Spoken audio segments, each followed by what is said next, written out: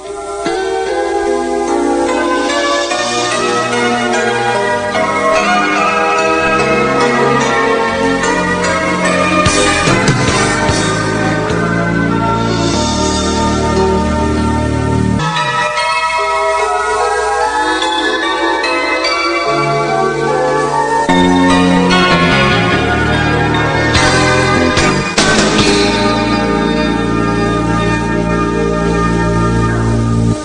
sanidad en el nombre de Jesús.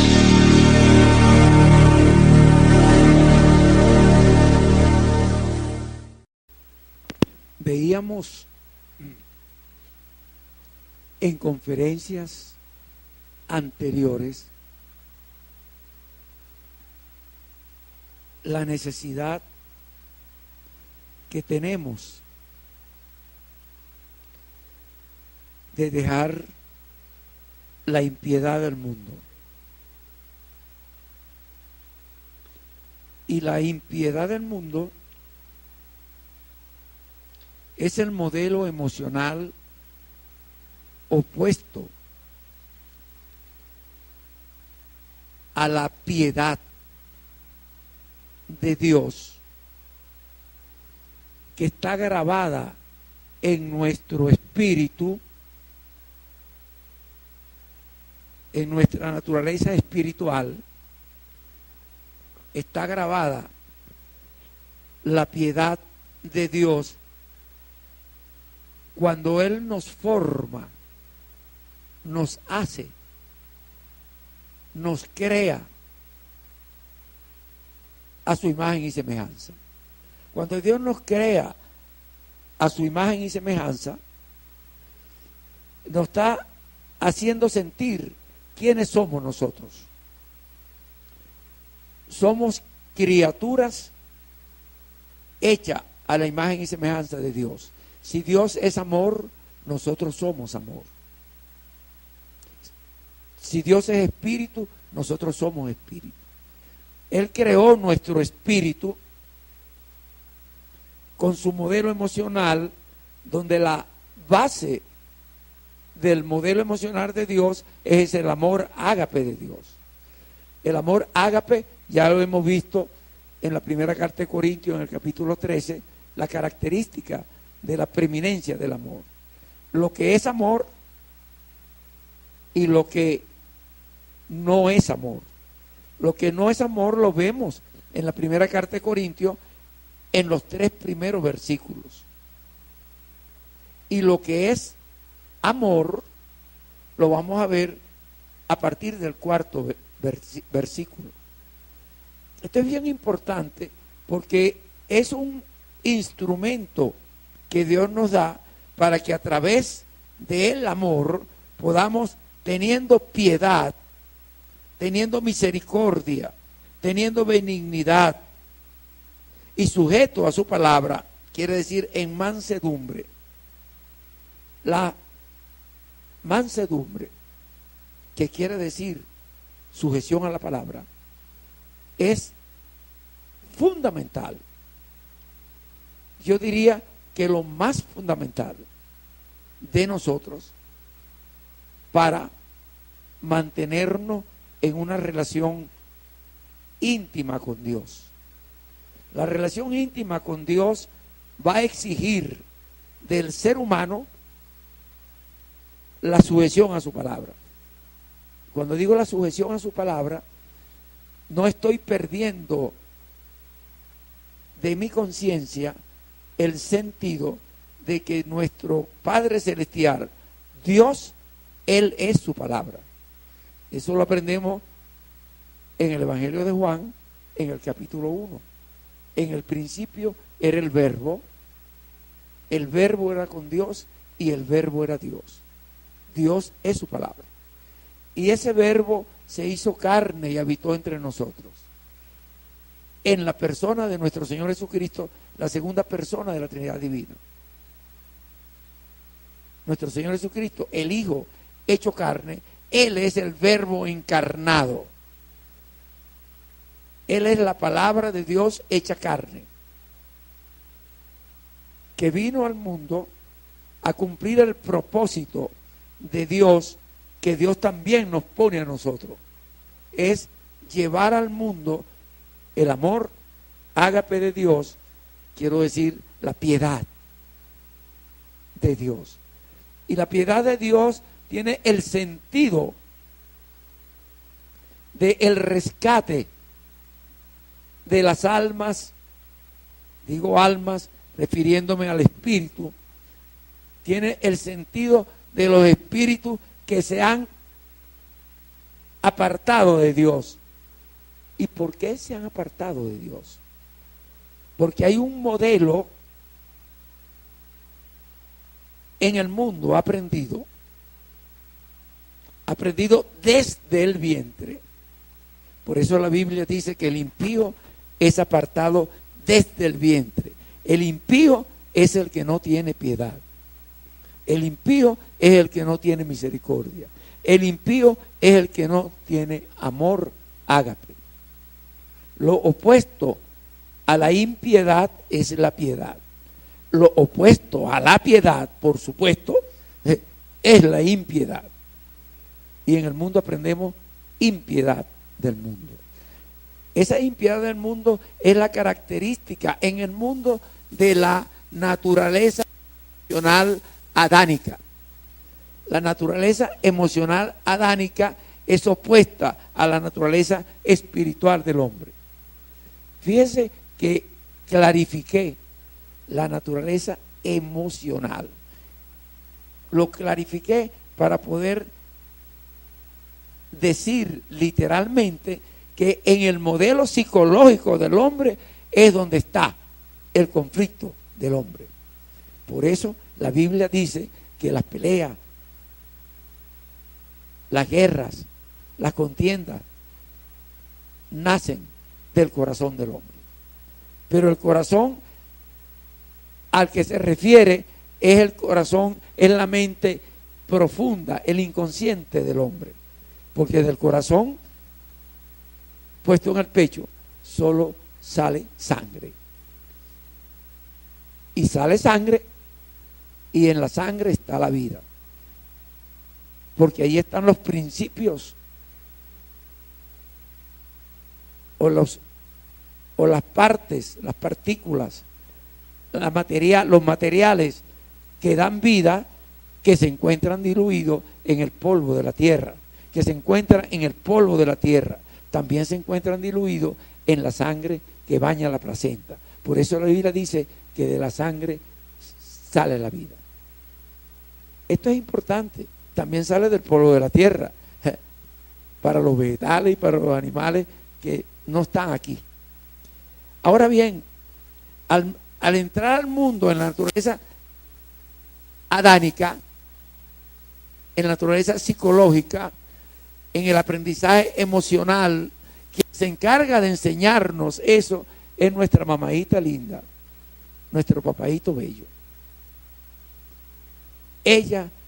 Ellos son los que van a enseñarnos el modelo de impiedad del mundo. Pero ojo, cuando yo digo nuestra mamadita linda, nuestro papaíto bello, estoy hablando de la figura parental femenina.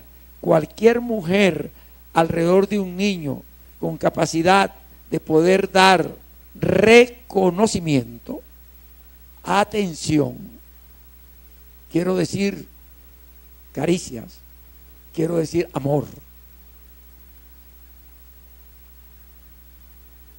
Esa mujer se transforma en mamá para ese niño. Un hombre con esa capacidad se va a transformar en papá.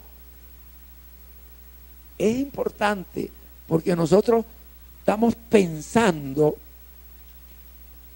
que, bueno, es cierto, nosotros vemos en nuestra formación cómo al nacer nosotros vamos a entrar en principio en una relación simbiótica que llamamos en algunas teorías psicológicas una simbiosis natural, o sea, una simbiosis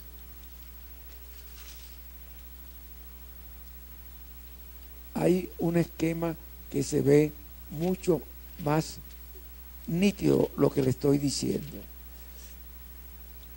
Aquí se ve, pero en ese otro esquema se ve como más representado. Entonces, la simbiosis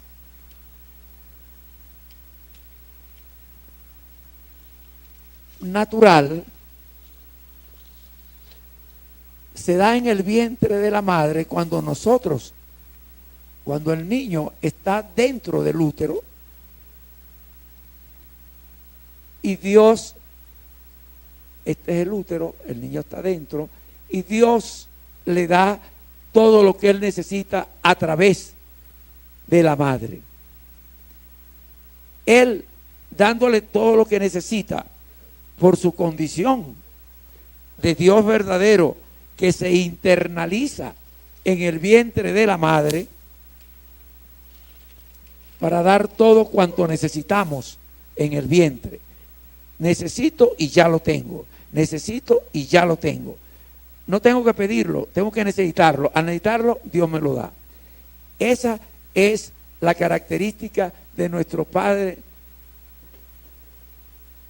que entra en el vientre de una pecadora en su humildad. Entra por amor en el vientre de una pecadora a formarnos adentro. Ahí crea nuestro espíritu con el poder de su boca. Y nos da en la sangre que baña la placenta, nos da en la sangre que baña la placenta todo lo que necesitamos para transformar 2 mediacélulas en un embrión, en un feto, en un bebé. Entonces, al nacer, la relación simbiótica natural, que es donde el niño recibe todo lo que necesita, se cambia por una relación simbiótica fisiológica, porque ciertamente el niño necesita que alguien le dé. El que le den quiere decir lo que yo le dije antes, no importa lo que me den. Si me dan cosas bonitas, me están dando reconocimiento. Si me dan cosas desagradables, me están dando reconocimiento. Y me den cosas bonitas o me den cosas desagradables, me están dando lo que para el mundo es amor. Es un amor condicionado, en el sentido de que al recibir reconocimiento, que es amor, me están dando vida. Porque si no recibo amor, voy a entrar en un marasmo infantil, en una depresión anaclítica. Se veía mucho en los hospitales de niños y los niños morían en un movimiento de vaivén del cuerpo, como yo le he dicho en otras épocas, cuando daba cursos de análisis transaccional por allá, por el año 70, por la década del 70. Entonces, yo decía que ese vaivén, esos niñitos que uno los ve en el campo, metidos en un cajoncito, que están moviéndose, o los veía antes en los hospitales de niños, sentados en su cunita y con un movimiento de vaivén, yo decía que era una forma de sentir su cuerpo, porque era sentir su cuerpo con el aire. Se movía, al moverse, el aire le estaba dando un reconocimiento de que tenían cuerpo. De todos modos, al no tener contacto físico, se iban a morir en una depresión anaclítica, en un marasmo infantil. Eso lo explican muy bien los trabajos de el doctor Speed, que lo hizo con monitos. La necesidad del contacto físico. Ahora bien, esa simbiosis fisiológica ya pudiera ser que no la establezca con la mamá, sino que cualquier mamá sustituta puede dar lo que el niño necesita en la simbiosis fisiológica. Cuando yo digo cualquier mamá sustituta, lo que quise decir, y a propósito me equivoqué, es cualquier buena mamá. Cualquier buena mamá sustituta es la que da ternura, es la que da amor ágape, es la que le va a sentir al niño, le va a dar al niño la sensación de que él es importante, de que él es querido.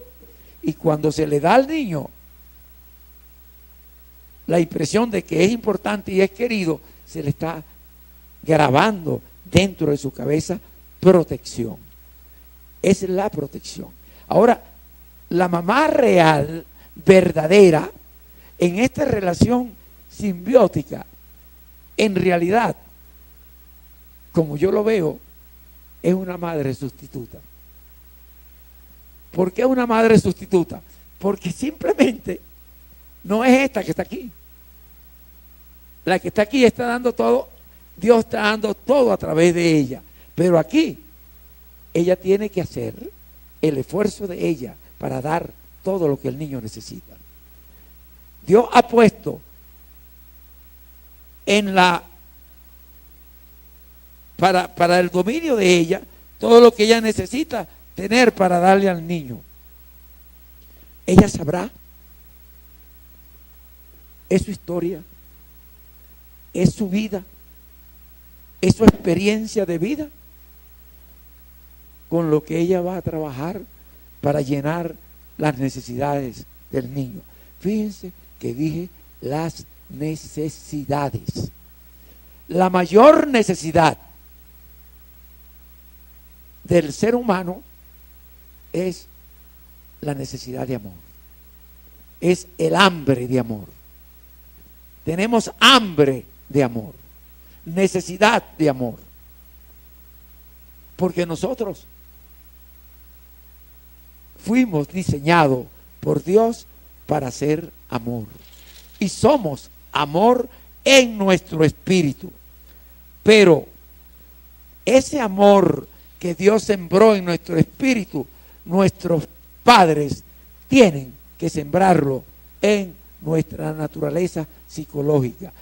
Como no la siembran, aparece la naturaleza adánica, la naturaleza emocional, una naturaleza de emociones condicionadas, que es lo que vamos a estar viviendo en el mundo. Pero Dios dotó a la mamá, y cuando digo a la mamá, también me refiero al papá. Lo dotó de la capacidad para tener hijos. Lo que pasa es que una cosa es lo que Dios me da y otra cosa es la que mis padres me dan. Mis padres, quiero decir, terrenales. Pero Dios dotó a mis padres terrenales para que me dieran el amor ágape. ¿Por qué yo digo eso? Porque simplemente Él sembró en mi espíritu su amor ágape, pero también lo sembró en el espíritu de mi mamá, también lo sembró en el espíritu de mi papá. También mi mamá fue un niñito como yo, que nació siendo puro amor. También mi mamá y mi papaito, cuando ellos nacieron, igual que yo, al nacer, somos amor. El niño lo único que sabe hacer al nacer es dar amor y recibir amor. Es todo lo que sabe hacer. Estoy hablando de la parte emocional. Cuando él nace con sus emociones en el espíritu. Pero la madre va a comenzar a enseñarle las emociones de la mente, de lo psicológico. Pero Dios sembró en ella su amor ágape. Y amor, yo lo he dicho en otras partes, en otro momento. Amor quiere decir a, no, y mor, muerte. No muerte. Y eso es literalmente así. Amor es no muerte. Quiere decir que amor es vida. Estoy hablando de lo psicológico, pero quiero hablarle de la relación tan estrecha que hay en lo psicológico con lo espiritual. Porque amor es no muerte, vida.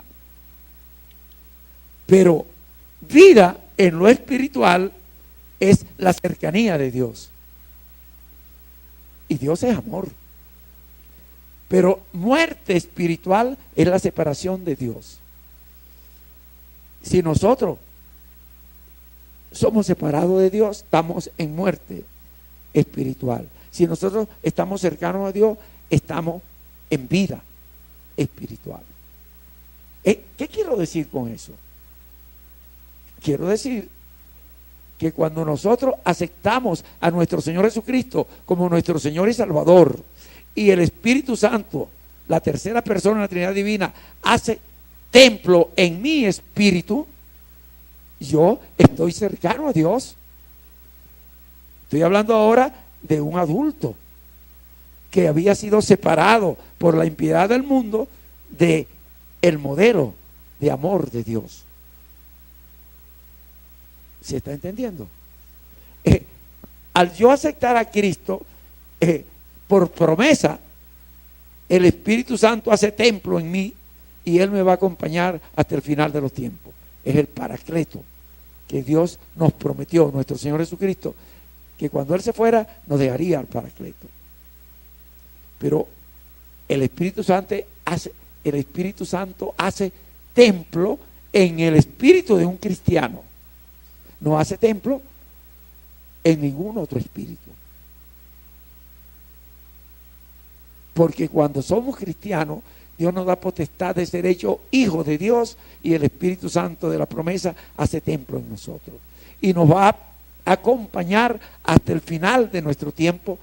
¿De cuál tiempo? De nuestro tiempo físico.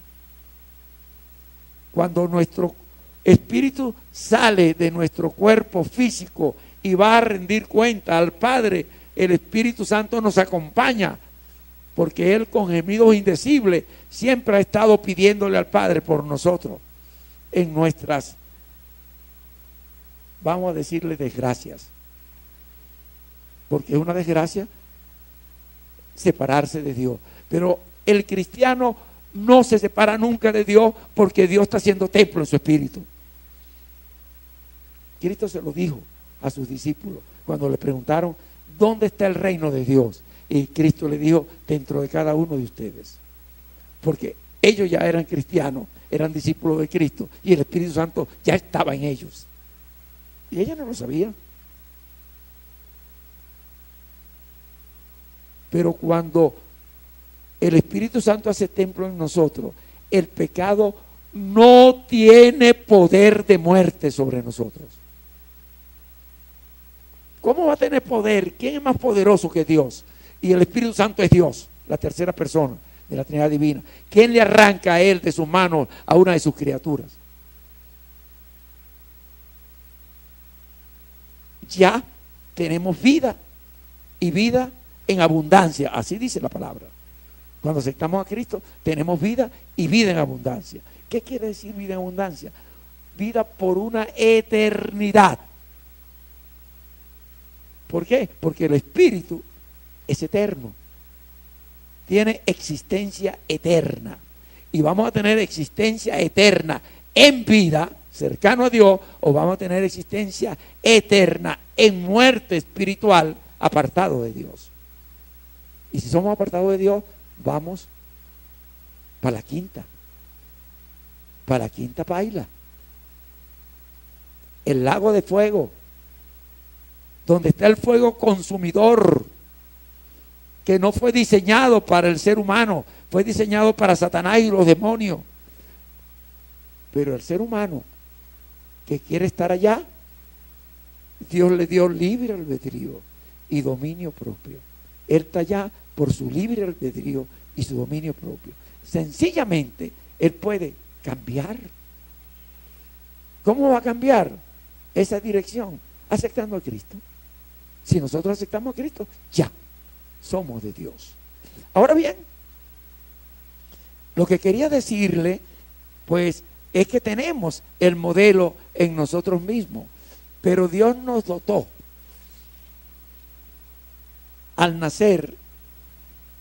En nuestro espíritu está los bienes con que nosotros debemos, óigame bien lo que voy a decir, los 4 bienes con que nosotros debemos servir al mundo. Dios nos dotó de 4 bienes para servir al mundo. Nuestro Señor Jesucristo, cuando vino al mundo, dijo: yo no he venido para ser servido, sino para servir. Y nosotros vinimos al mundo. Dice la palabra de Dios que Él nos formó antes de todos los tiempos, antes de la formación del mundo. Él nos creó para la alabanza de Él, para glorificarlo a Él.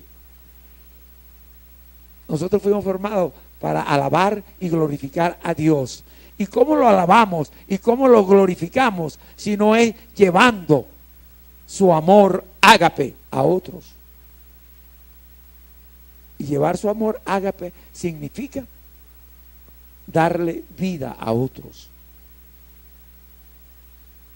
Fíjense lo que acabo de decir: darle vida a otros. Una vez que yo acepto a Cristo, ya yo soy salvo. Pero yo debo hacer la obra para la cual Dios me hizo, y es darle vida a otro. Cuando yo cumplo por sujeción a la palabra, Cristo es la palabra de Dios. Y Cristo dijo a todos sus discípulos: id y llevar el evangelio a todos los pueblos de la tierra. ¿Cuál evangelio? Esa es la charada importante. ¿Cuál evangelio? El evangelio de las buenas nuevas. ¿Cuál es el evangelio de las buenas nuevas? ¿Cuáles son las buenas nuevas? Las buenas nuevas es que nos salvamos porque Cristo pagó por nosotros. Y si tenemos fe en ese sacrificio de Cristo pagando por nuestros pecados, tenemos vida, y vida en abundancia, porque somos hechos hijos de Dios en Cristo Jesús. Las buenas nuevas, el evangelio de las buenas nuevas nos enseña claramente que la salvación es por fe y no por obra, para que nadie se gloríe. La obra que yo voy a hacer después de estar salvo es llevar la salvación a otros. Lo que Cristo vino al mundo fue a salvar al mundo. Él llevó la salvación a todos. Ya Él hizo la obra. La obra nuestra es enseñarle a todos cómo se van a salvar aceptando a Cristo. Esto es importante. Pero cuando nos da los 4 bienes, el mundo cambia el sentido de los 4 bienes. Nosotros lo enseñamos en algunas teorías psicológicas. Yo lo estuve enseñando por muchos años, por más de 25 años. De esas enseñanzas que yo hacía, fui desarrollando, cambiando la dirección de esas enseñanzas, porque comencé a incluir en esas enseñanzas las otras teorías psicológicas en donde me he desenvuelto. Y no me he desenvuelto para aprenderla y enseñarla. No, no, no. Yo me he desenvuelto para internalizarla, para verme a mí a través de esas teorías. Así hice en mi formación 3 años y medio, 4 años de psicoanálisis individual. En mi formación digo en mi formación psiquiátrica, porque cuando yo me formé como psiquiatra, me exigían en ese tiempo que entráramos en psicoanálisis. Y yo hice entre 3 años y medio y 4 años de psicoanálisis individual y 4 años de psicoanálisis de grupo. El psicoanalista mío era un psicólogo que en aquel tiempo era el único psicólogo psicoanalista que yo conocía, el doctor Acuña. Entonces, bueno, no lo hice por estudiar psicoanálisis, lo hice por conocer mis rollos que están en mi naturaleza adánica. Y del mismo modo me metí en Centigrupo a hacer terapia de grito, que era una blasfemia para la escuela donde yo me formaba. Terapia de grito, alguien que estaba haciendo psicoanálisis. Pero yo tuve la bendición que el doctor Acuña incursionó también en casi todas esas corrientes. Hasta en algunas que no parecían muy científicas y que yo después también incursioné y me di cuenta que eran tan científicas como las más científicas que usa la psicología, porque eran técnicas conductuales pero con otro nombre. Y en vez de utilizar un estímulo adversivo para quitarse un pensamiento obsesivo, usaban una palabra que no voy a decir quién es, cuál es, porque no quiero darle propaganda a nadie. Pero en técnicas conductuales, cuando yo hice técnica conductual, es la única de las experiencias psicoterapéuticas que no hice para aplicármela a mí, sino para poderla aplicar a algunas personas. Entonces, en esas técnicas había un aparatico que nos traían de por allá del norte en aquel tiempo, que era como uno tenía una baterita que uno apretaba el botoncito y ¡pam!, le daba un corrientazo. Entonces, cuando uno tenía un pensamiento obsesivo que no se podía quitar, uno ¡pam!, se daba el corrientazo. Y claro, igualito que un animalito. Le daba un estímulo adversivo y la mente inconsciente comenzaba a asociar ese pensamiento con un estímulo adversivo y poco a poco iba desapareciendo. Pero señores, tengan cuidado, porque yo acabo de decir que amor es reconocimiento, es atención. Y cuando me descalifican y me quitan el reconocimiento, entro en un estímulo adversivo. Es la sensación de muerte. No soy tomado en cuenta, no soy querido, no me aman. Vean lo que significa la descalificación. Pero le estoy dando vuelta a la tortilla para que se den cuenta las relaciones que pueden haber y que uno no se da cuenta, porque nosotros lo que incursionábamos en psicoanálisis éramos como medio adversos a lo que incursionaban en técnicas conductuales. Lo que incursionábamos en psicoanálisis era como adverso a lo que incursionábamos en técnicas emocionales. Éramos como adversos a lo que incursionábamos en técnicas corporales. Y yo fui entrando en todas esas técnicas. En Centegrupo entré en grupos de terapia emocional tipo Carrier. Después vino por ahí Janov y entré en los grupos de grito primario tipo Janov. Son técnicas emocionales y corporales donde hay puntos de retención de energía muy dolorosos porque están relacionados con conflictos emocionales que han pasado en la vida de uno. Así entré también para ver mi propio rollo en las técnicas gestálticas. Después entré en el análisis transaccional y llegué a ser, y soy, porque eso no se pierde, aunque uno esté retirado, Llegué a ser miembro didacta de la Asociación Norteamericana y de la Latinoamericana de Análisis Transaccional, y dando cursos en toda la América de eso, en casi todos los países de América y en casi todas las ciudades de Venezuela, y dando cursos mensualmente de eso durante más de 25 o 30 años. Desde el año 74, 75 hasta el año 95. No que dejé de darlo, sino que hacía eso mientras iba integrando. Cuando yo me di cuenta que ya lo que yo estaba haciendo no era lo que hacía antes, entonces yo comencé a llamarlos a los cursos de reprogramación de vida. Porque lo último que integré fue la parte espiritual, a partir del año 95.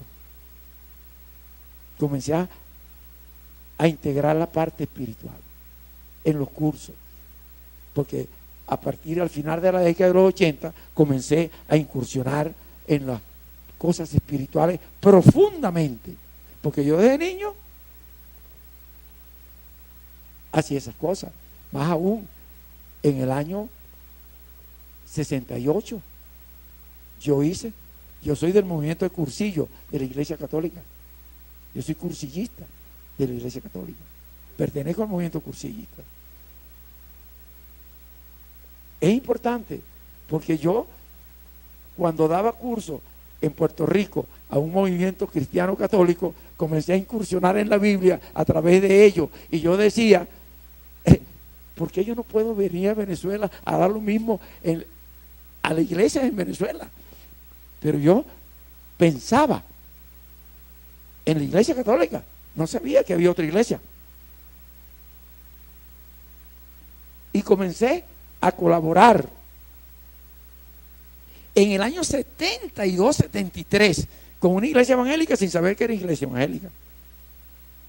Comencé a colaborar con el pastor Olson, que fundó el Hogar Vida Nueva para drogadictos, y se lo querían cerrar porque no tenían psiquiatra.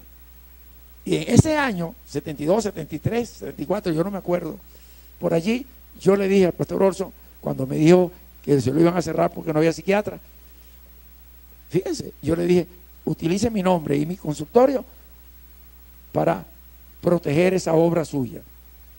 Yo no sabía que era una obra de una iglesia. Él no me lo dijo, que él era un pastor. Y después mucha gente que iba a mis conferencias me decían que él hablaba de cosas como las que yo decía, y que él a veces me había nombrado. Entonces yo comencé a ir a la iglesia a ver qué era lo que decía.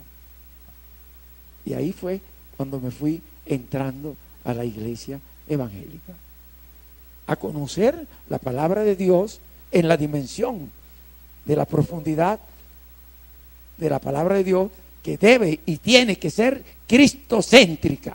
Y si no es cristocéntrica, cuidado, porque Dios dice claramente, no tendrás otros dioses delante de mí. Cuidado. Pero estoy hablando de los 4 bienes que nosotros transformamos en bienes para hacer negocios en el mundo. Y decimos, en algunas teorías psicológicas, los 4 bienes para negociar en el mundo. Vamos a negociar. Yo le cambié la posición. Antes era primero tiempo, segundo información, bienes materiales, y de último el amor. Y yo cambié primero amor, segundo tiempo, tercero información y cuarto bienes materiales. De último los bienes materiales.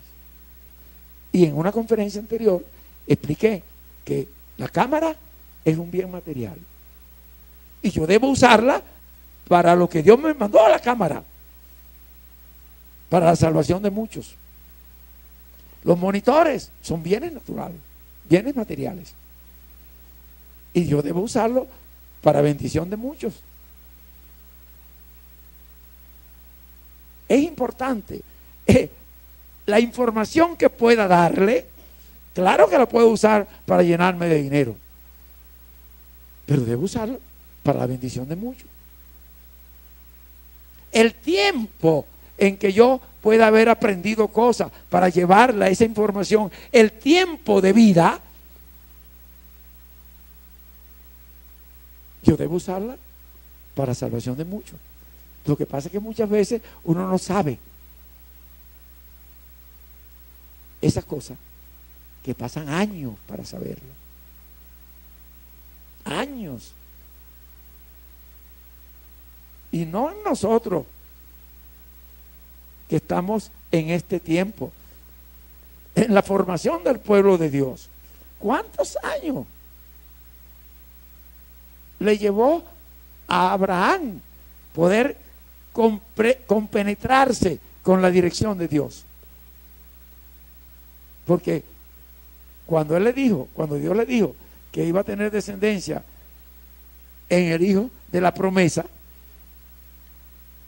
su esposa Sara no se lo creyó y se rió. Y Dios le dijo a Sara: ¿por qué te ríes? Ella le dice: a Dios, yo no estoy riendo. Imagínense. Pero Abraham sí le creyó, pero le hizo caso a Sara. Y yo no sé, pero yo pienso que cuando le hace caso a Sara, hizo lo mismo que hizo Adán: vendió su primogenitura. Pero hubo una conciliación. Por lo menos cuando Adán, él sacrificó unos animales para vestirlo como rey, con piel de animal.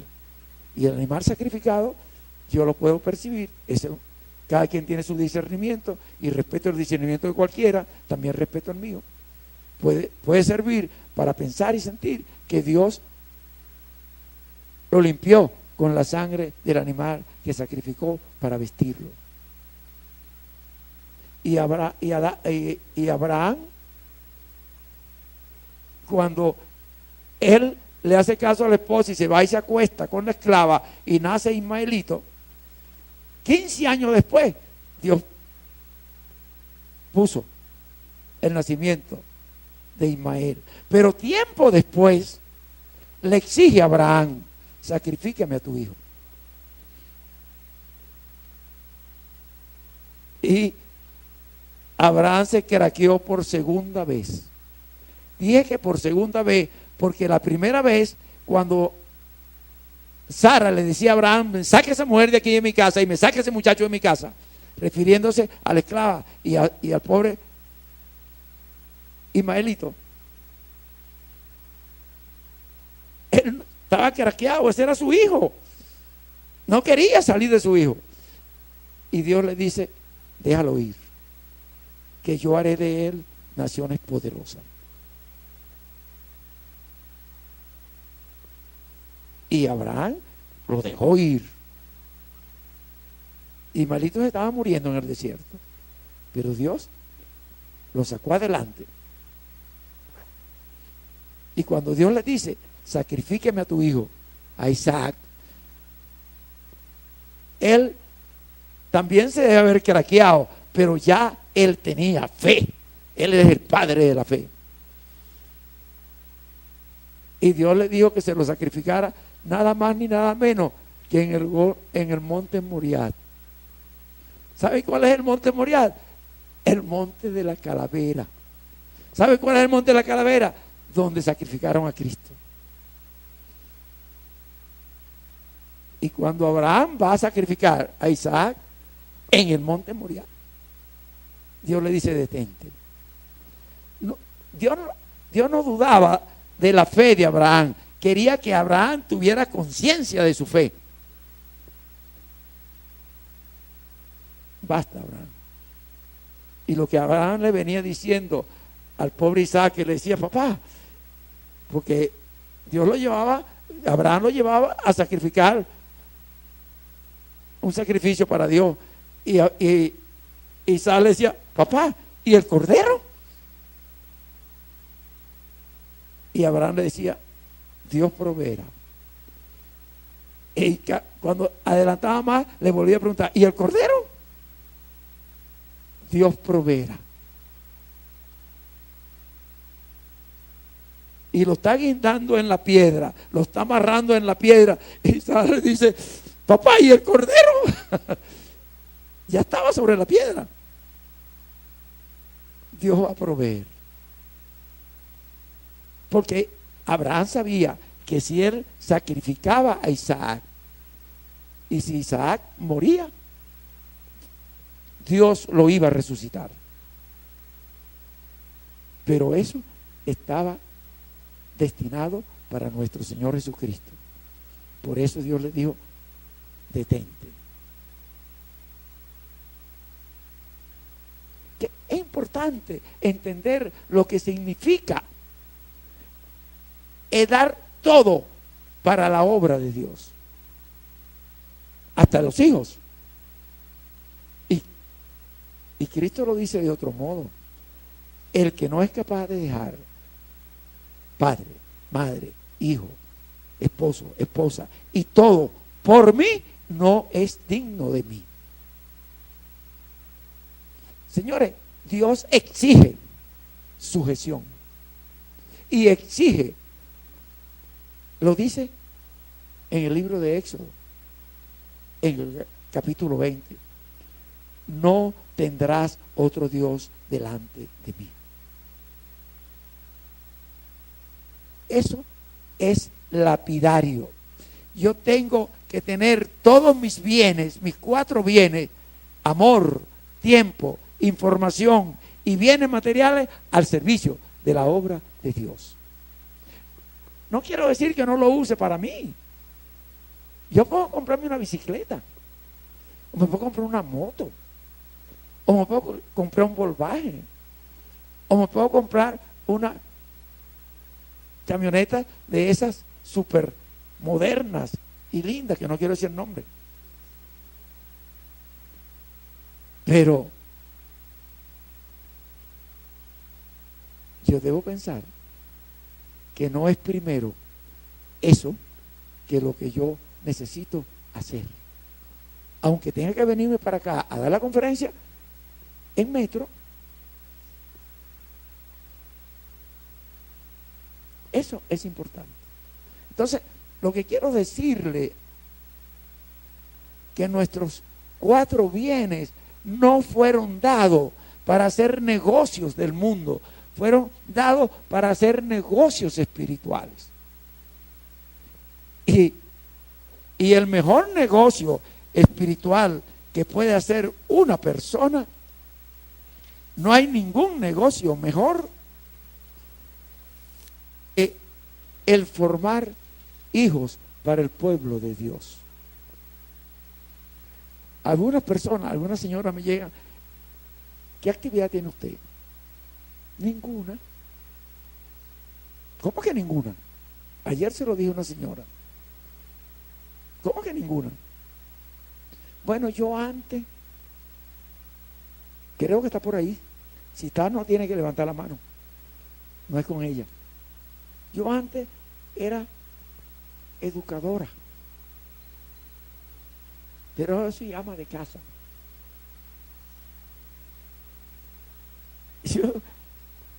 El mejor negocio del mundo, el mayor trabajo del mundo, la mayor gerencia del mundo es la gerencia para fabricar seres humanos.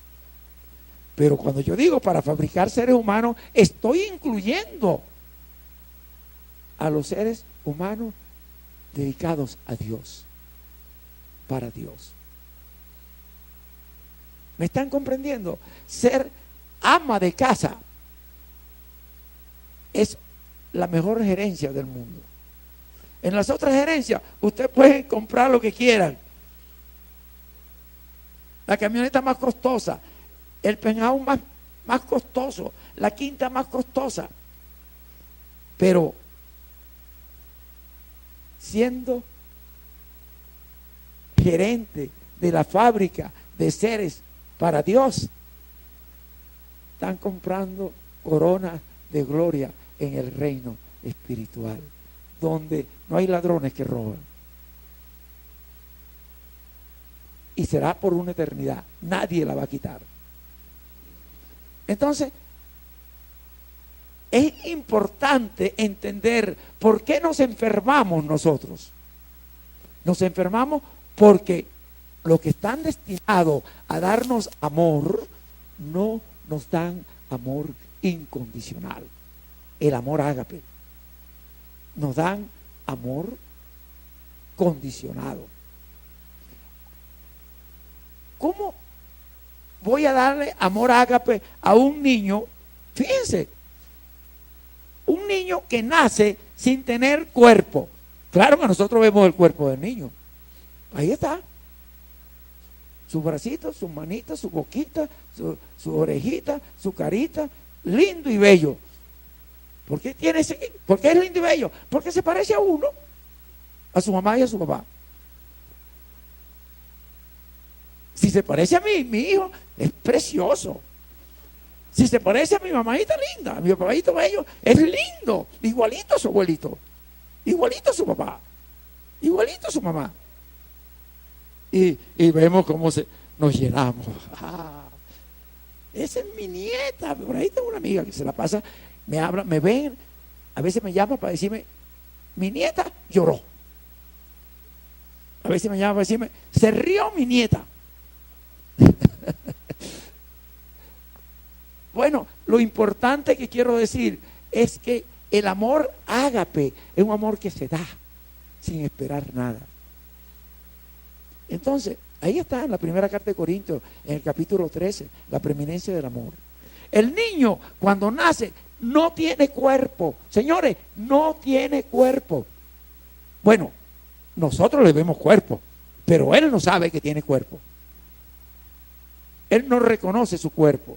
La única parte de su cuerpo que él reconoce es la boca. Él se parece a Gasparín. Yo lo he dicho muchas veces en muchas conferencias distintas. Gasparín es un fantasmita que solo tiene ojos. El niño es un fantasmita. ¿Por qué digo un fantasmita? Porque no tiene cuerpo. Solo tiene boca. ¿Y por qué tiene boca? Porque el espíritu que Dios sembró en él, cuando tenía 5 meses de embarazo, el espíritu le dice, chúpate el dedo. Porque si no te chupas el dedo, no vas a poder comer.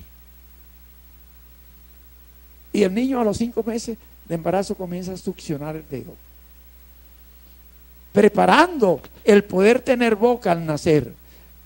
Cuando un niño nace, tú le pones un dedo por aquí y él hace así. Las manos de él son su boca. Y por eso dice, es un decir popular del pueblo, el que no llora, no mama. No es verdad. El que no chupa, no mama. Dice, el que no llora, no mama y se va a morir. No, el que no chupa, no mama y se va a morir. Y para no morirse, el Espíritu le da una dirección. Entonces, hay muchas cosas que puedo hablar de, que le he hablado en otras conferencias. Pero ahorita lo que quiero es mostrar lo que hace la carencia del amor. Entonces, Dios ha generado para que el niño pueda recibir la energía de vida que ya viene en su espíritu, pero tiene que ponerla en su cuerpo. Que ya está en su espíritu, pero tiene que ponerla en su mente. Que ya está en su espíritu, pero tiene que ponerla en el cuerpo físico. Entonces, para él tener cuerpo físico, tiene que grabar en el esquema de la mente, en el esquema mental del cuerpo. El esquema mental quiere decir un esquema en la mente del individuo, un esquema de su cuerpo en la mente, que tiene cabeza, que tiene bracitos, que tiene cuerpecito, piecitos, etcétera, etcétera. Todo lo que uno le ve al niño, él tiene que grabarlo en el esquema mental. Y Dios va a usar la energía intrínseca de él, que discierno yo, sale de su espíritu. Otro puede discernir cualquier cosa. Yo no voy a discutir con eso. Yo creo y esa es mi fe. El otro cree en su fe. Ese es su problema del otro.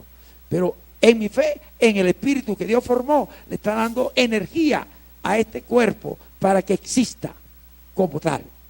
Entonces, el esquema mental del cuerpo se va a comenzar a estructurar a través de la piel. No en vano, la piel, nuestra piel, tiene el mismo desarrollo embriológico que el cerebro. Entonces, el niño va a captar el estímulo, quiero decir, el reconocimiento que se le va a dar a través de la piel. Y él puede darse reconocimiento porque la energía está en diferentes áreas, va a ir pasando de área en áreas. Primero en el área oral. La energía en el área oral comienza a darle a él la percepción, el esquema mental de su rostro, de su cabeza. Porque entra en contacto la piel de su rostro con la piel del seno de la mamá. Porque entra en contacto su boquita con cualquier cosa que se le pegue cerca y comienza a tener percepción de la piel de su rostro. Está cercano al pecho materno y sus ojitos van a comenzar a vislumbrar el rostro de la mamá. Y al vislumbrar el rostro de la mamá, comienzan a tener una percepción de que debe parecerse a esa señora. Ustedes no conocen la historia de los patos y el cisne. Cuando le meten a una pata el huevo de un cisne. Y cuando nace, todos los paticos, también el cisne. Todo el mundo veía al pobre cisne feo. El patico feo. Porque era distinto a los demás.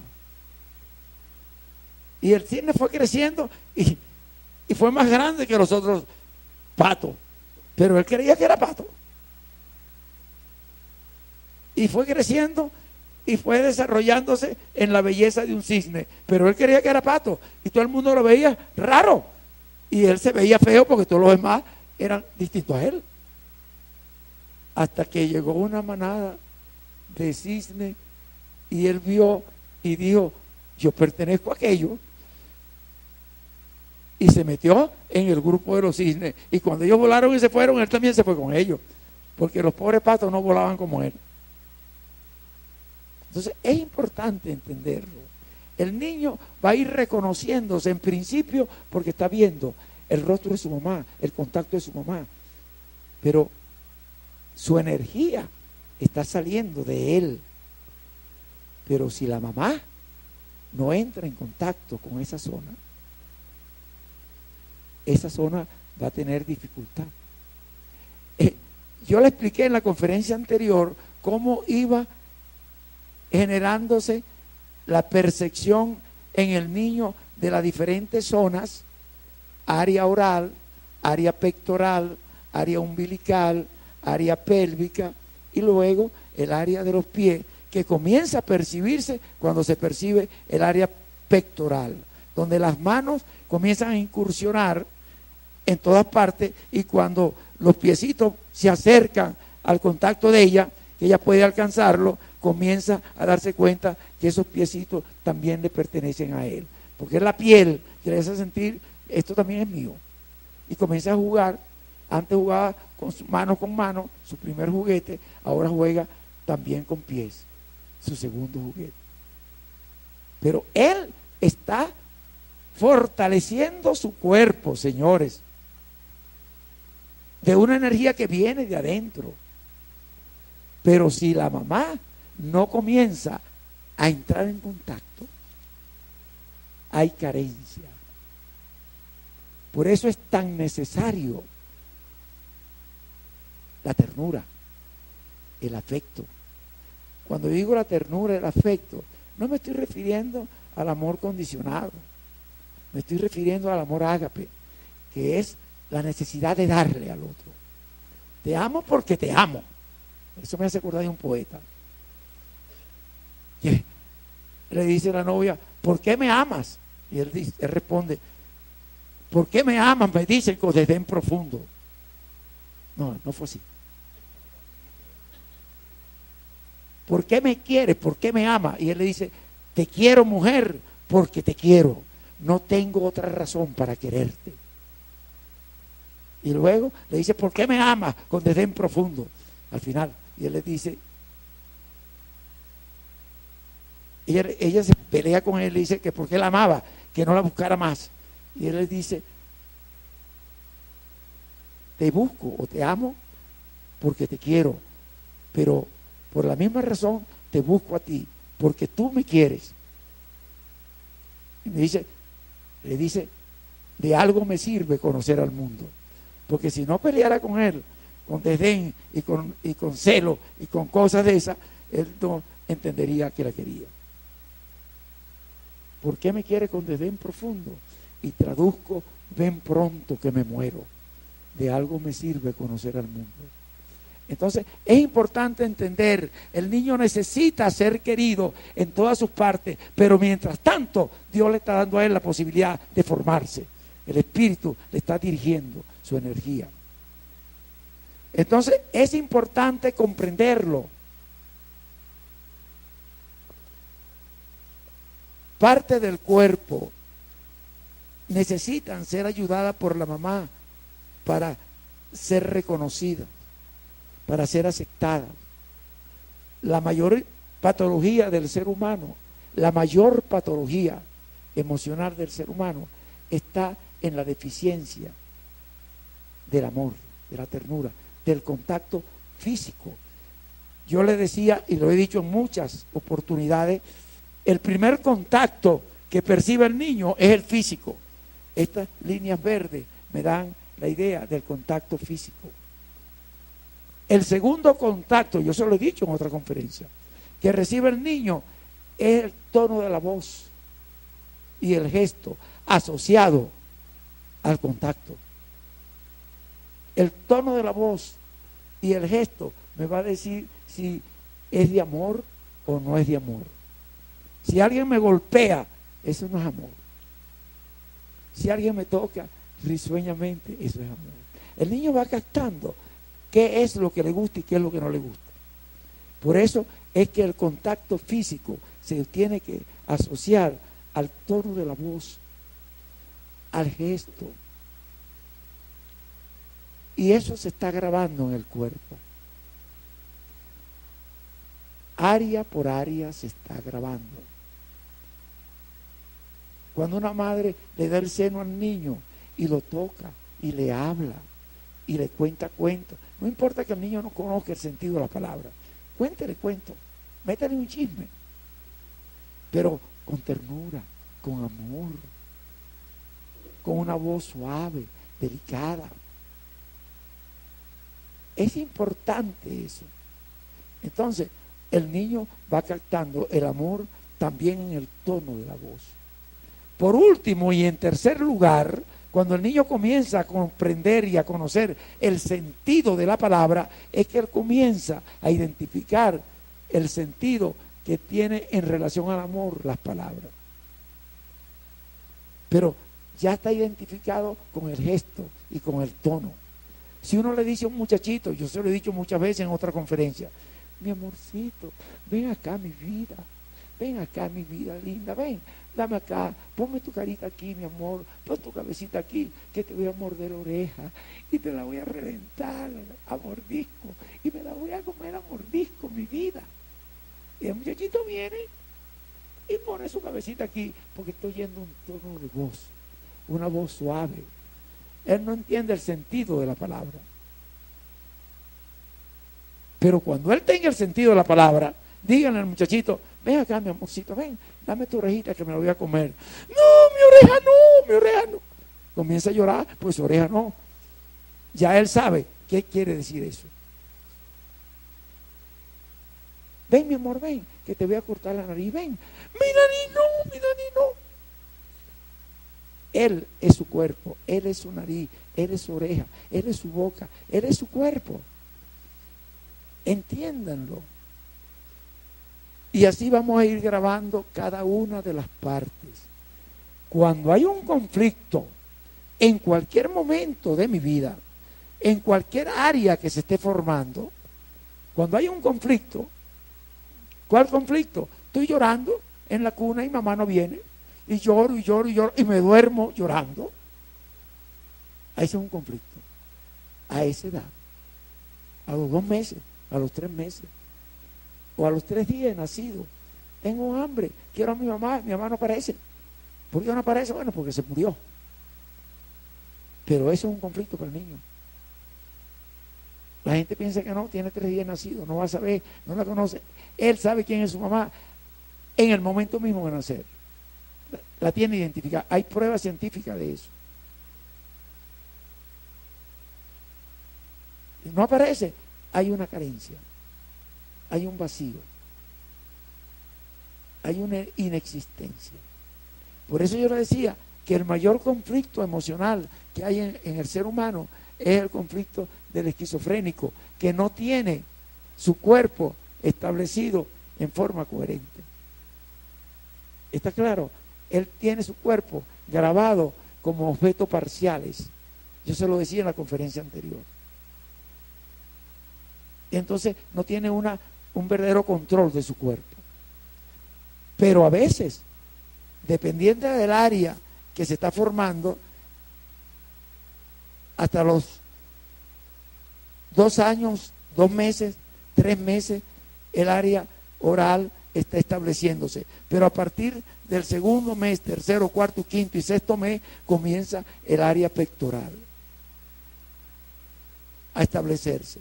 El conflicto que se tenga en este tiempo se va a grabar en esta zona. Hay personas que uno le ve el pecho hundido, como un vacío. Hay una carencia.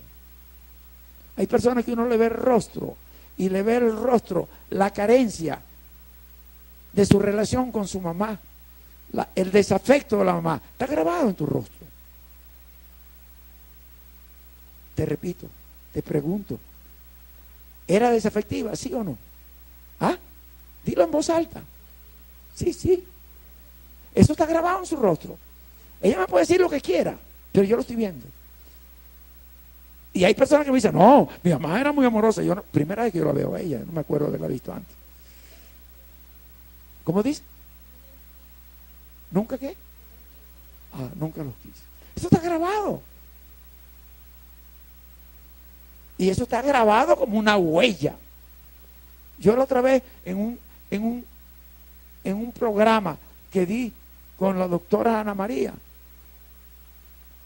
yo le dije a una señora, esto está grabado en un programa de un día viernes, que ella le dije, tienes que abrazar a tu hija, mi amor, abrázala. La hija tenía tiempo ya con una enfermedad emocional importante. Años. Yo diría que más de 10 años, yo no me acuerdo bien. Entonces le dije, abraza a tu hija.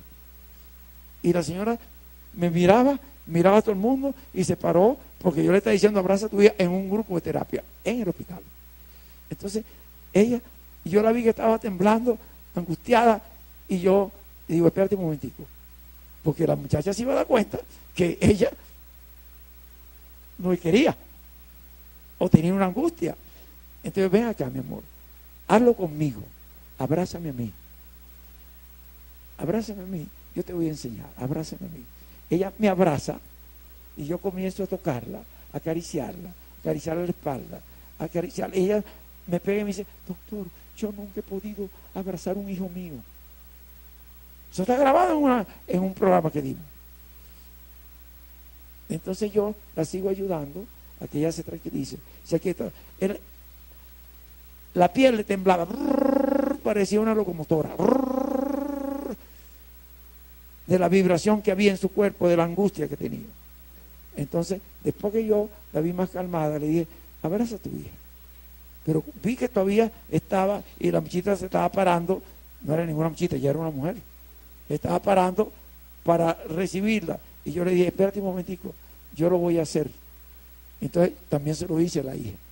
Acaricié a la hija, la abracé, ok, siéntate. Esa experiencia, Ana María estaba presente en ese grupo de terapia. esa experiencia, lo supe porque Ana María lo dijo en ese programa, yo no lo sabía. A partir de esa experiencia, esa señora comenzó a abrazar a sus hijos, a darle ternura y amor a sus hijos. Y por supuesto, eso fue una cadena que fue a los nietos, que irá a los bisnietos, porque es un aprendizaje que tiene que darse. ¿Está claro? Pero en cada zona donde hay un conflicto, se va a grabar el conflicto y va a quedar marcado. Y hay que ir a la zona a quitar el conflicto. Hay que ir a la zona a quitar el conflicto. Esas son las técnicas conductuales. Cuando nosotros tenemos un conflicto con cualquiera de nuestros padres o con cualquier persona, hay un conflicto emocional. Vamos a suponer que es con mamá o con papá o con el tío, con el abuelo, con quien sea. Esa relación va a generar una emoción del mundo. Una emoción del mundo es desagradable para el niño. Entonces, él la va a esconder. La va a esconder en la parte más profunda de nuestra mente. Podemos decirle nuestra parte no consciente, según algunas teorías, o según otra teoría, nuestra parte inconsciente. Pero la vamos a meter aquí y la vamos a esconder a través de mecanismos de defensa. O reprimimos, represión, o negamos, negación. O sea, si reprimimos, lo escondemos y no nos acordamos. Si lo negamos, no sabemos nunca que existió. Entonces, eso va a entrar allí y va a estar guardado allí y va a estar generando un conflicto allí. El conflicto va a generar una carga emocional, una emoción de las aprendidas en el mundo. Ese conflicto genera esa emoción y la va a generar mientras ese conflicto esté adentro. Si no quiero que la genere, tengo que sacarla. Y no va a salir si no es con una terapia muy profunda. Estoy hablando de cosas que se vieron en la piel. Esa señora que yo veía en estos días, una señora que veía en estos días, que veía la carencia, que me decía que fue por eso, porque lloraba y no sabía por qué lloraba y estaba triste. Y entonces, cuando esa persona que le dije yo hace rato, entonces, que le dije que no sabía si estaba por ahí o no estaba, que si estaba que no dijera que era ella, lloraba y lloraba y lloraba, y sin saber por qué. Y yo le decía, eso es una depresión que los médicos no encuentran la razón, porque no es ninguna razón actual. Es una depresión endógena. Cosas que se produjeron en los primeros días de nacido, con una mamá desafectiva, abandonante, que al ser desafectiva y abandonante dio provisión de pareja, dio provisión de familia, dio provisión de disfrute, de éxito, de compañía, un argumento de soledad. Y dice, no sabe por qué llora. Ahora tiene 70 años, no está llorando por nada de los 70 años. Ahora tiene 65 años, no está llorando por nada de los 65. Ahora tiene 60 años, no está llorando por nada de los 60. Tiene 80, no llora por nada de los 80.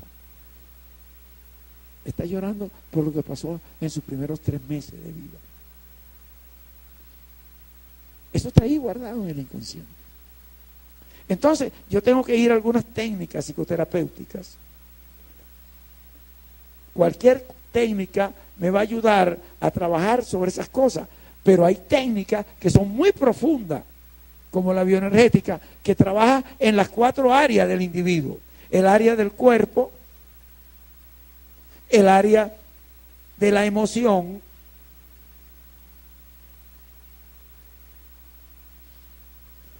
el área de la conducta, son cuadrantes, y el área del pensamiento. Cuando yo trabajo una técnica en las 4 áreas, yo tengo que involucrar las 4 áreas dentro de la técnica terapéutica. Cuerpo, emoción. La emoción no existe sin cuerpo, pero el cuerpo no existe sin emoción. El cuerpo y la emoción no existen sin conducta.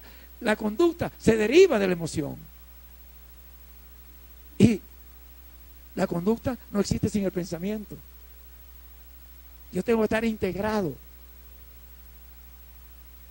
Ahora, es posible que esta emoción yo la tengo que sacar porque me está haciendo presión sobre las paredes del tanque y va a llegar un momento en que me va a romper las paredes del tanque. Hay 3 formas de ver la existencia de ese conflicto interno.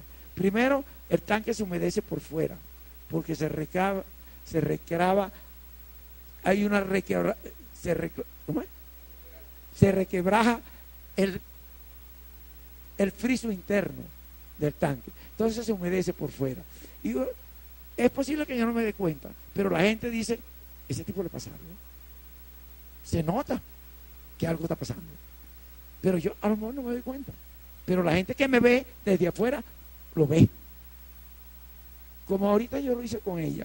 Yo estoy viendo su rostro y yo me doy cuenta, porque sé, porque es mi trabajo, ver en el rostro de la persona cosas. Yo lo he ido haciendo en la medida que me he ido formando en todas estas técnicas. No crean.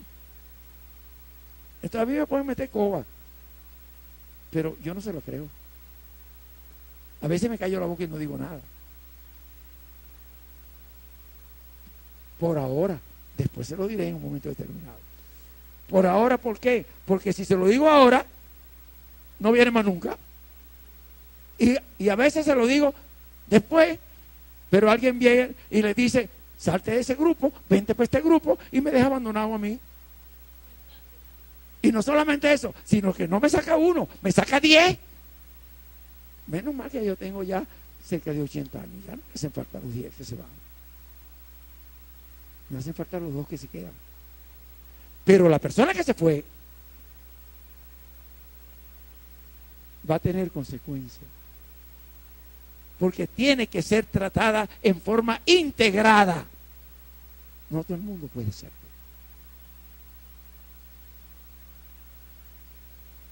No todo el mundo puede hacerlo. Yo entré en la escuela en primer grado.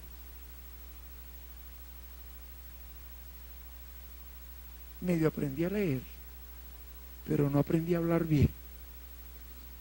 Yo aprendí a hablar bien como a los 5 años.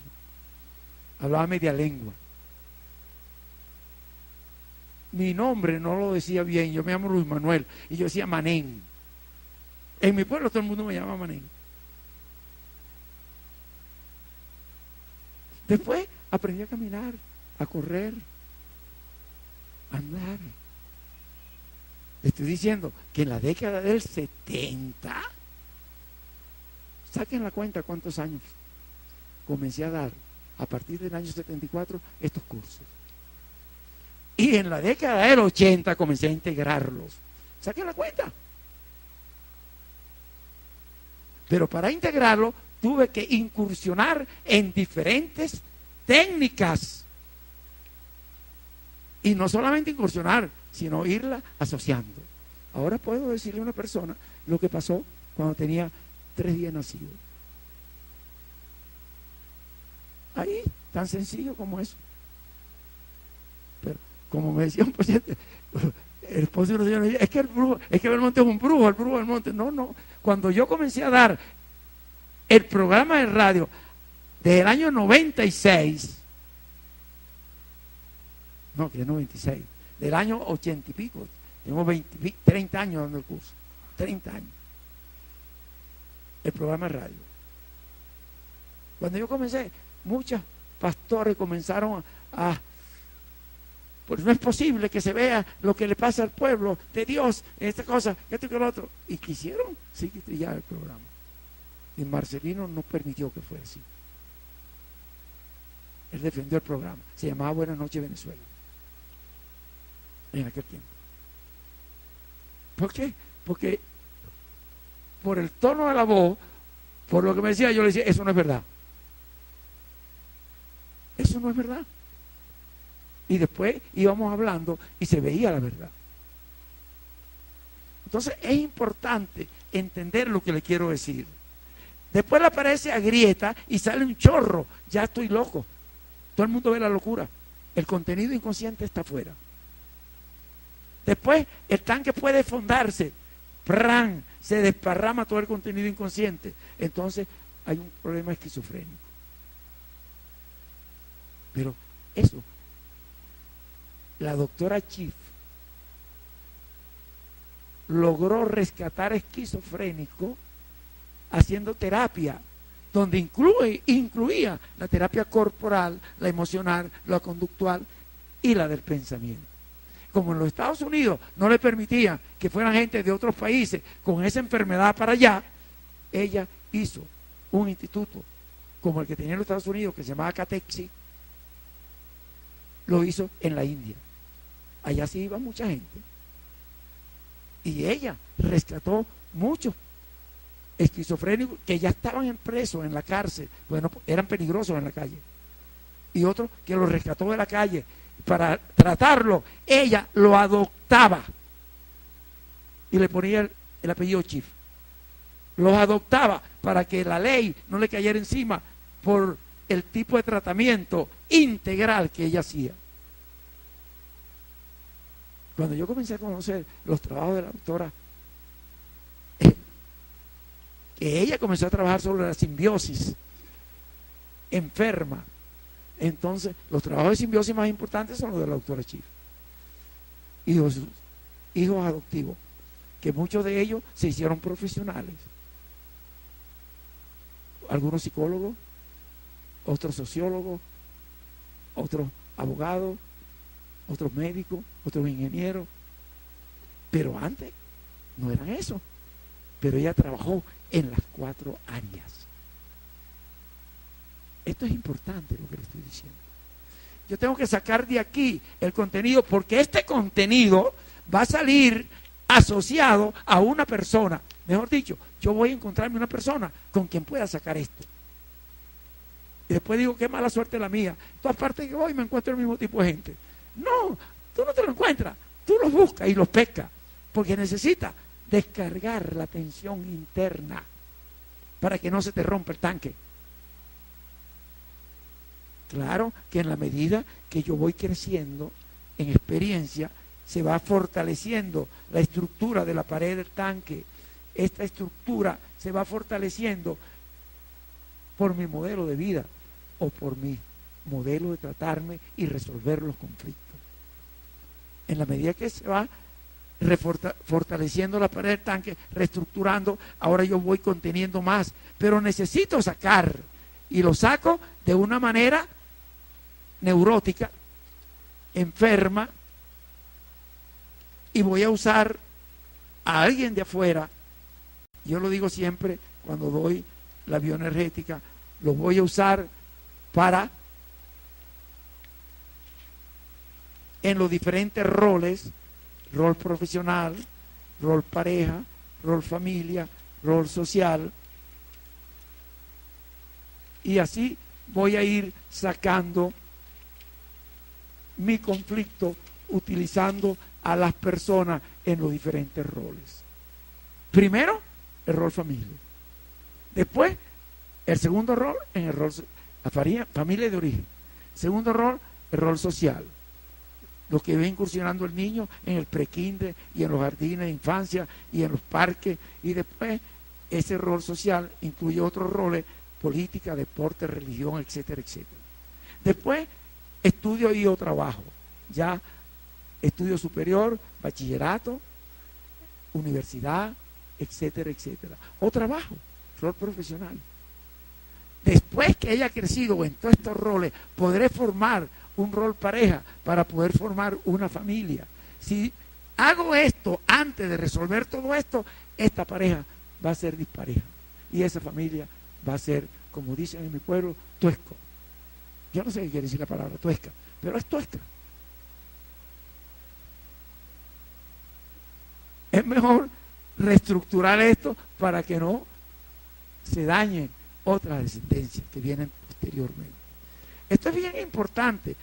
Esa señora que yo le decía, que tiene un argumento de soledad, que tiene una depresión endógena, bueno, ella se medio acompañó, porque las hermanas que eran como su mamá, abandonante, rechazadora, rechazaron hijos y ella ayudó a criarlos. Y yo le dije, pero cuando tus sobrinos crezcan, ellos te van a ver a ti como una tía y a su mamá que lo abandonó como una mamá. Y tú vas a decir, qué tragedia. No supiste darte cuenta que tenías que formar tu propia relación. Y no la supo dar cuenta, aunque es cristiana, porque no ha tenido la fe suficiente para entregarse en el gozo y en la paz del Señor. Como esa señora que yo le hablé en la conferencia anterior, que yo no entendía cómo con ese argumento, igualito al argumento de esta señora que vi en estos días pasados, igualito, pero aquella señora había tenido hijos, los hijos se habían ido por su argumento de vida, se habían separado, ella estaba sola, pero ella disfrutaba su soledad. Y yo decía, no puede ser.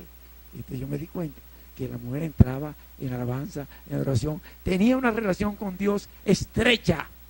Y Dios dice, aunque tu padre y tu madre te abandonen, con todo yo nunca te abandonaré. Bueno, tengo muchas cosas que decir, pero no puedo seguirla diciendo porque había invitado a Ana María para que concluyera la conferencia. ¿Te pusieron esta, Ana María? ¿Sí? Entonces, bienvenida. Mientras tanto, William, que vea todos los roles aquí, mientras tú entres por aquí. Y entonces yo puedo seguir diciéndole algo. Cuando yo formo la pareja, mi pareja es el primer miembro de mi familia que yo estoy formando. El primer miembro de mi familia que yo estoy formando es mi pareja. ¿Me están comprendiendo? Entonces, después de ella van a salir mis hijos, mis nietos, mis bisnietos, mis tataranietos. Después, bueno, dejo a Ana María para que le siga diciendo todo lo que quiera decir.